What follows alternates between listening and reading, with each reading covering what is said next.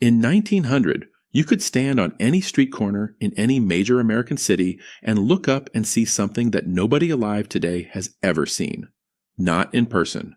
Not in photographs sharp enough to understand what you were actually looking at. Every significant building in every significant city bristled with metal, copper spires, brass finials, iron conductors reaching 50, 80, sometimes 150 feet into the sky. Not one or two per building. Dozens. The Cincinnati Music Hall had 47 individual metal spires rising from its roofline. The old Philadelphia Mint had 23. The Woolworth Building in New York had 47 before 1920.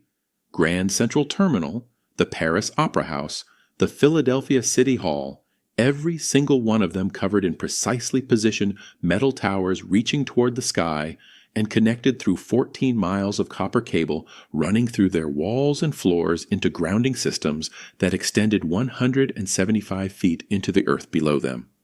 Far deeper than any foundation requires. Far deeper than any structural engineer could explain. And then, between 1910 and 1925, in a coordinated operation across every major city in the industrialized world, someone took them all down. Not because they were old, not because they were unsafe.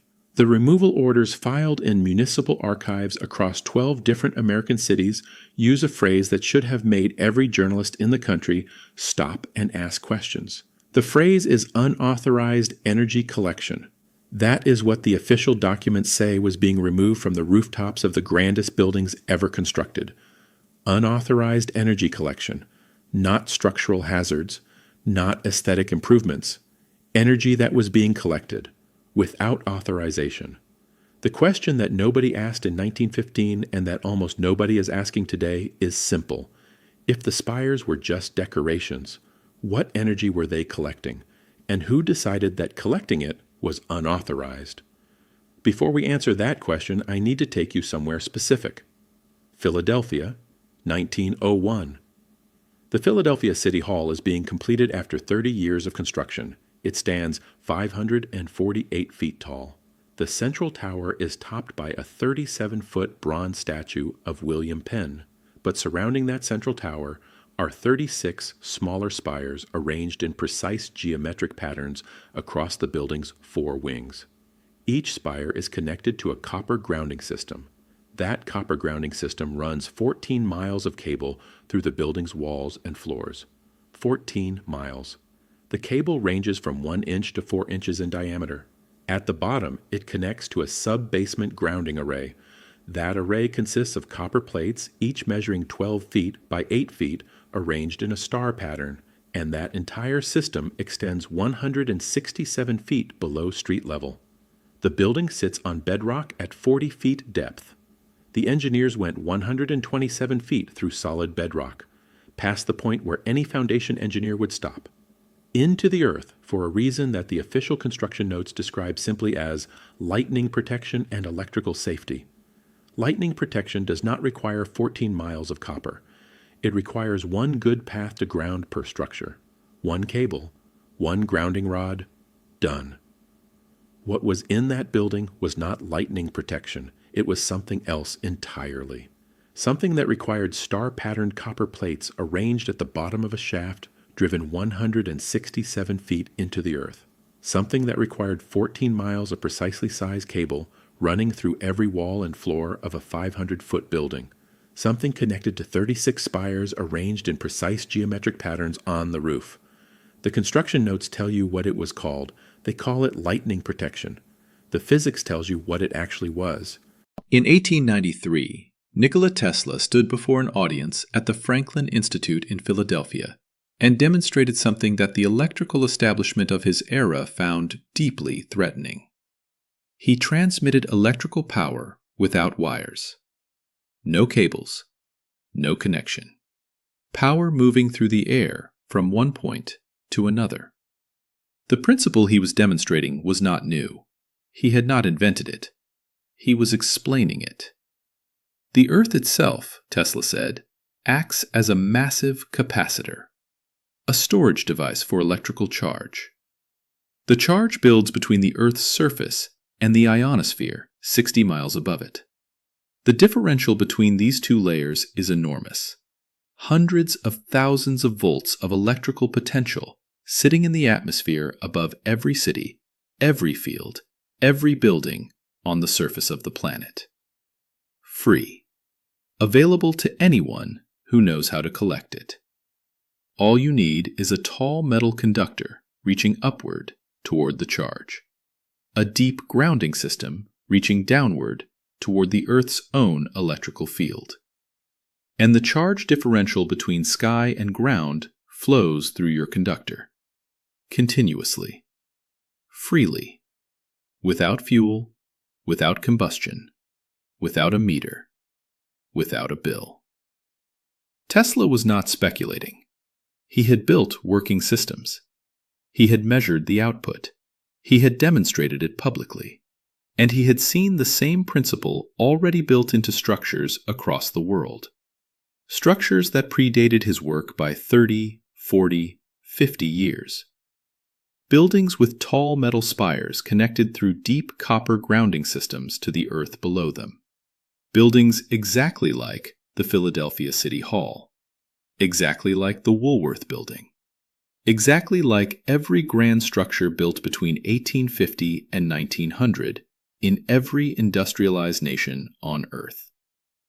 Tesla did not invent free energy collection. He recognized it. He found it already built, already embedded in the architecture of cities across 2 continents. He was trying to turn the old system back on, not build something new. Turn back on something that was already there. Now I need to take you to the World's Columbian Exposition in Chicago. 1893. 200 temporary buildings, each one topped with elaborate copper and brass spires reaching heights of 80 to 150 feet. The official explanation is grandeur and visibility, status symbols for a growing nation. But the exposition used 40 tons of copper wiring in those temporary structures. 40 tons. In buildings that would be demolished within 6 months. The copper alone cost $120,000 in 1893 money. Nearly $4 million in today's money. For decorations on buildings that would be torn down before winter. The electrical records tell the real story. The exposition used an average of 12,500 kilowatt hours of electricity per day. That is enough to power a city of 150,000 people using 1893 technology. The power plant built for the exposition had a documented capacity of only 8,000 kilowatts. The math does not work. 12,500 kilowatt hours of consumption from a plant capable of generating 8,000. 4,500 kilowatt hours per day had to come from somewhere else.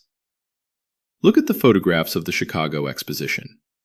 Every major building bristling with metal spires. Hundreds of them.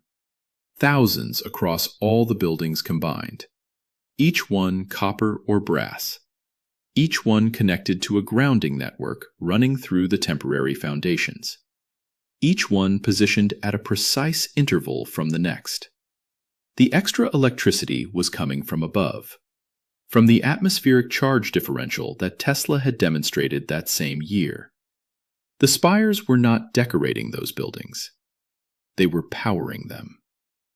In 1912, an engineer named William Clark published a paper in the Journal of the Franklin Institute. The paper was titled, "On the Collection of Atmospheric Electricity Through Metallic Aerials." Clark had built working prototypes. He measured their output under varying conditions.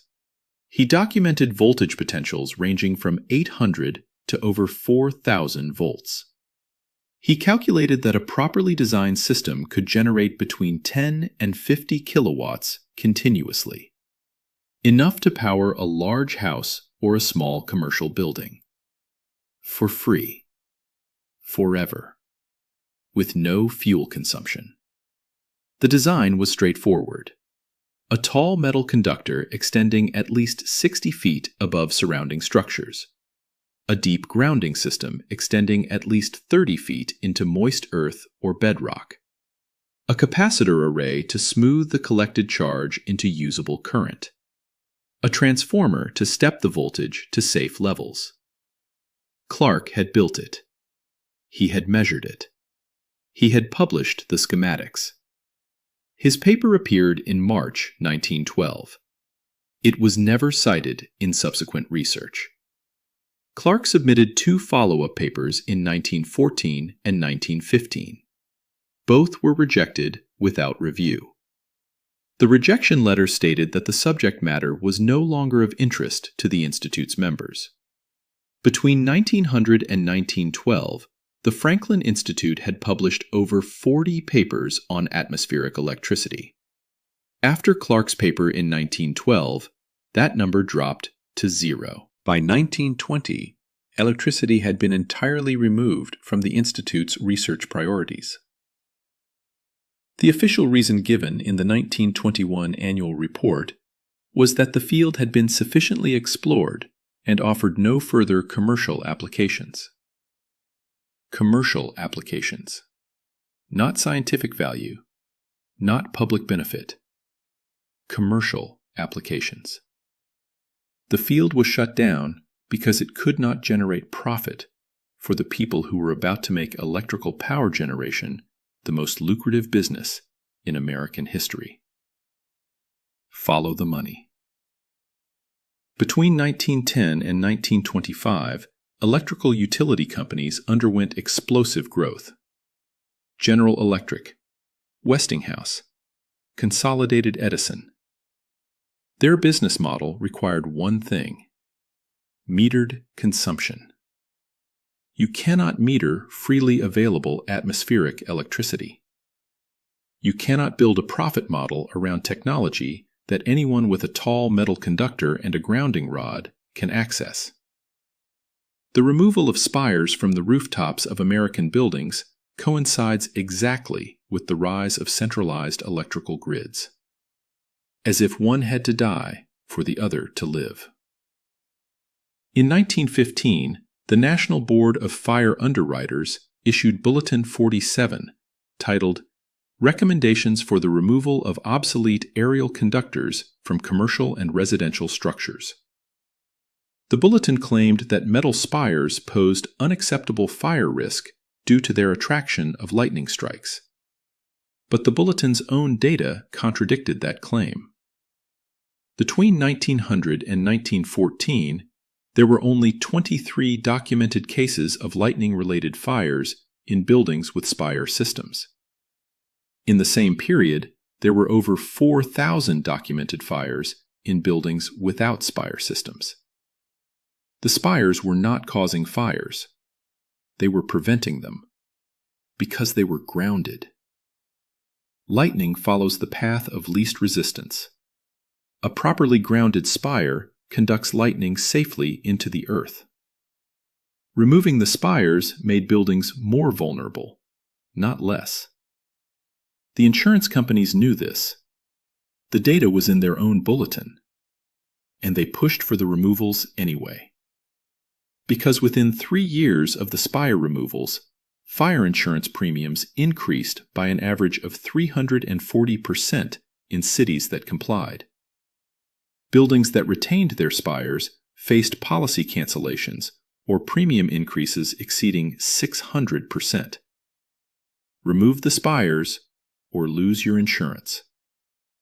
And in every case, the buildings that lost their spires also underwent electrical system installations within 18 months, as if the spires were being replaced by something else, something that required permits, licensing, monthly billing, something that could be metered, controlled, and monetized.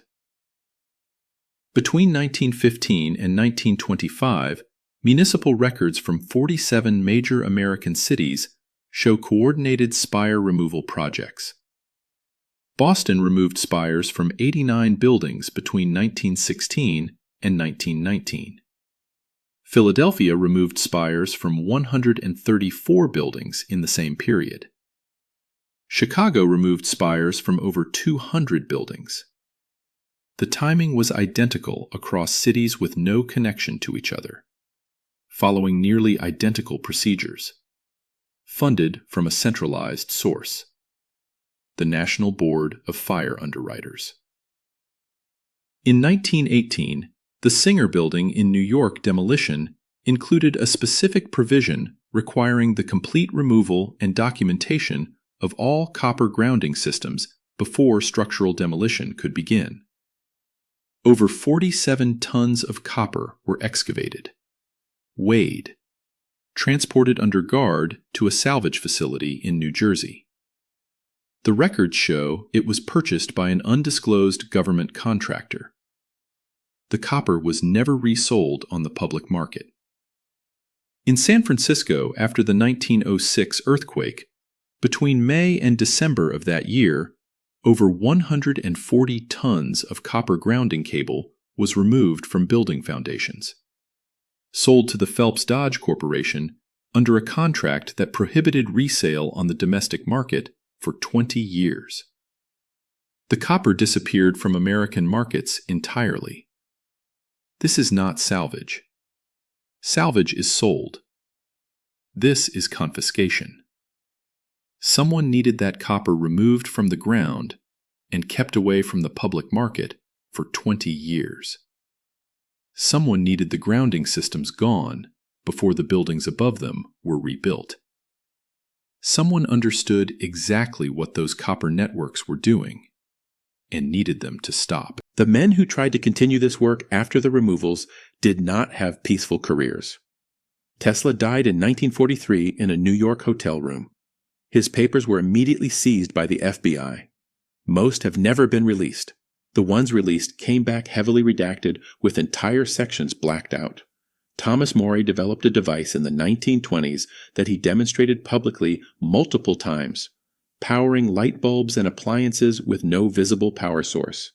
In 1939, armed men broke into his laboratory and destroyed his prototypes. He rebuilt them. In 1941, his laboratory burned down. Lester Hendershot built what he called a fuel-less generator in 1928. He demonstrated it for Henry Ford and Charles Lindbergh. Both men confirmed the device worked. Government representatives visited Hendershot. He was told to stop. When he refused, his workshop was raided and his prototypes confiscated. He was never charged with a crime. Between 1920 and 1950, over 30 inventors working on atmospheric energy collection experienced laboratory fires, equipment seizures, or sudden deaths. The 1918 Sedition Act included a provision allowing federal seizure of any technology deemed to threaten industrial stability. Atmospheric electricity collection systems were explicitly listed. National security. That was the justification. The effect was the erasure of an entire field of research that had been building for decades and had been demonstrated to work. The buildings are still there. Walk through any major American city. Look at the old photographs. Then look up at what remains. The Cincinnati Music Hall had 47 spires. Today it has 8. The Philadelphia Mint had 23. Today it has none. The Cathedral of St. John the Divine had 18 spires planned. Today it has 4. The copper is gone. The grounding systems are gone. The geometric arrangements that corresponded to the Schumann resonance frequencies of the Earth's own electromagnetic field are gone. But the buildings remain. And in their foundations, in the walls, in the spaces where the copper used to run, the architecture of what was there is still legible if you know how to read it. The star-pattern grounding arrays 167 feet below the Philadelphia City Hall, still there, just empty now. The copper shafts beneath the Woolworth Building, still there, just stripped. The geometric positioning of the spire bases on every grand building of the era, still visible in the stonework, still marking where the conductors stood, still arranged at the intervals that matched the harmonic frequencies of the atmospheric energy they were built to collect. The technology was not lost, it was taken. Deliberately, systematically, in a coordinated operation across every industrialized nation on Earth. conducted between 1910 and 1925 under the cover of modernization and safety regulations and insurance requirements, paid for by the industries that needed it gone, and replaced by a system that requires you to pay a bill every month for something that was once freely available to anyone who knew how to build a tall copper conductor and drive it into the ground. The spires were not decorations. They were the most important infrastructure ever built in any city in the world. And the story of how we came to see them as anything else is not a story about architecture. It is a story about who controls energy, who profits from scarcity, and what happens to the people and the technologies that threaten that control. Next time you walk past an old building, look up. Count the places where the spires used to be, and ask yourself why they were taken down. The municipal records will tell you. Unauthorized energy collection. That is what the documents say. The only question left is who authorized the taking